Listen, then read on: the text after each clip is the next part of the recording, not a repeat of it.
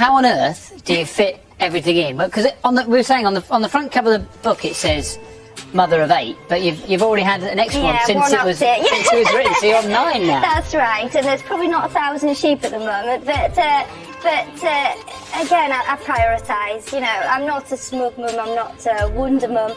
I just decide every day what's the most important job and get on with it. And it's I mean, you do lead a packed life. It's kind of important, isn't it? The children, you know, they help you with the work as well, don't they? Absolutely, and I think it's farm life it's really a great way to bring up the children. They run a bit wild. The farm's 2,000 acres. It's moorland, it's peat bog, and I see yourself a bit more, I suppose, a bit like a slightly scruffier farm of Darling Buds of May without Catherine Zeta-Jones. Right, okay. Maybe you're Catherine Zeta-Jones. Very nice way of describing it. But I mean, people are so interested in the life that you lead because you've had these 9 kids and yet you live how far away from the nearest hospital? What, 2-hour drive? Yes.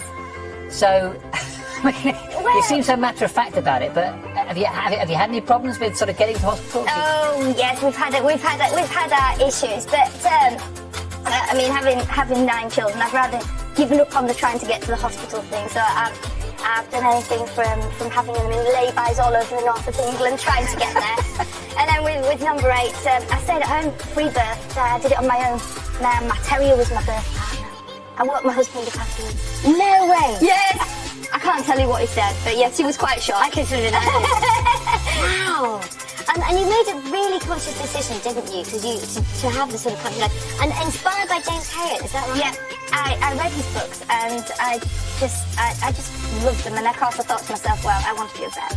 Academically, it wasn't going to happen, so I had to rethink and thought, well, I borrowed a book actually called Hill Shepherd, read that book, saw the pictures, and I just fell in love with the countryside and that kind of lifestyle. And I thought, if I can, you know, I need basically to leave Huddersfield, go to the countryside and knuckle down and work. And I started at the very bottom, lived in a caravan, got myself a dog, and eventually here I am. Doing brilliantly and being you know, an inspiration to many people as well. The pictures are absolutely beautiful, but there must be tough days. I mean, part of this book is about talking through sort of day-to-day life. It had to be real. Month life, yeah. It had to be reality. So give us an idea of a typical day in winter, a tough day in winter. What's it like? Well, a couple of weeks ago, the forecast was snow. We had snow, we had proper snow. Everyone was saying, oh, there's no snow. We had snow up to our waist in places. It was stowering, it was blowing it about. It was about going up there with the dogs and bringing the sheep down to safety where they're not going to get buried and overblown. It can feel like we have a bit of a microclimate in Swaledale, Ravenseat, because you know, you've got wind, you've got lashing rain. It's a tough place to live and work. But we're doing what's been done there for generations and carrying on the tradition. You know, we are, you know, farming sheep. We're predominantly a sheep farm. And we're looking after them as nature intended and farming extensively. So it's good. And what's great, because you've written one book already, is that people are really interested about it. They're interested in your lifestyle, aren't they? They're interested in what you're doing. I don't know if it's me. I don't see myself as being interesting particularly. I see myself as being a very ordinary person that lives in an extraordinary place. I don't think many people would give birth to their 8th child and wake their husband up and say, oh, we've had another one. I think the British have a great affinity with the countryside. A lot of people are just a generation away from when their family actually farmed or worked on the land. And people are interested. They look out the window, they want to know about the environment, how farming works. It's important. People want to know where the food's coming from. That's what we do.